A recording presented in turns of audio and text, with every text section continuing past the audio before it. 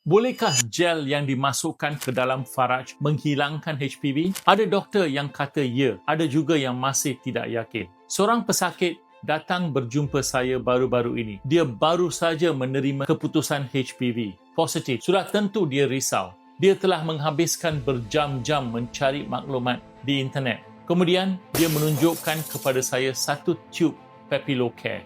Dia bertanya, "Doktor, patutkah saya guna ini?" Itu soalan yang sangat baik. Papillocare ialah gel faraj yang direka untuk wanita yang mempunyai jangkitan HPV dan perubahan ringan pada cervix seperti SCUS, LSIL dan CIN1. Beberapa kajian menunjukkan keputusan yang menggalakkan. Wanita yang menggunakan Papillocare didapati mempunyai kadar pembersihan HPV yang lebih tinggi dan perubahan cervix yang bertambah baik. Bunyinya menarik, tetapi ada satu perkara penting yang ramai orang tidak tahu. Kebanyakan jangkitan HPV akan hilang dengan sendiri. Kira-kira 70% akan hilang dalam masa 1 tahun dan kira-kira 90% akan hilang dalam masa 2 tahun. Jadi apabila seorang wanita menggunakan Papillocare dan HPV-nya hilang, kita perlu bertanya, adakah gel itu yang membantu atau sistem imun badan yang sedang menjalankan tugas seperti biasa.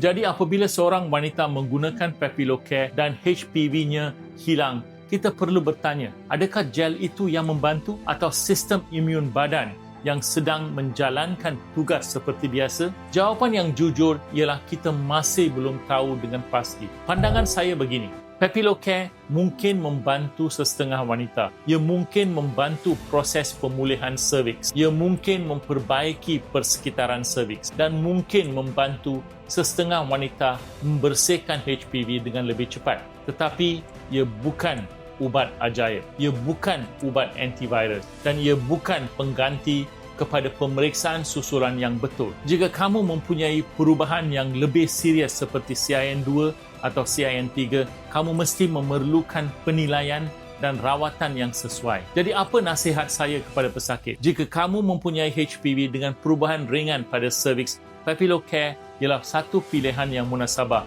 untuk dibincangkan dengan doktor kamu. Tetapi jangan bergantung kepada gel semata-mata.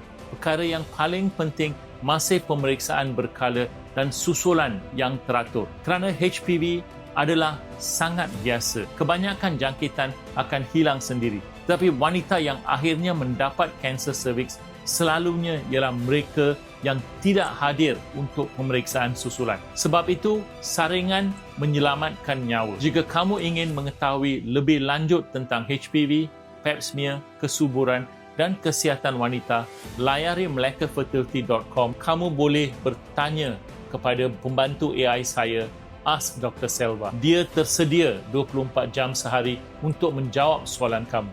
Dapatkan maklumat yang betul. Jangan abaikan saringan. Jaga kesihatan anda.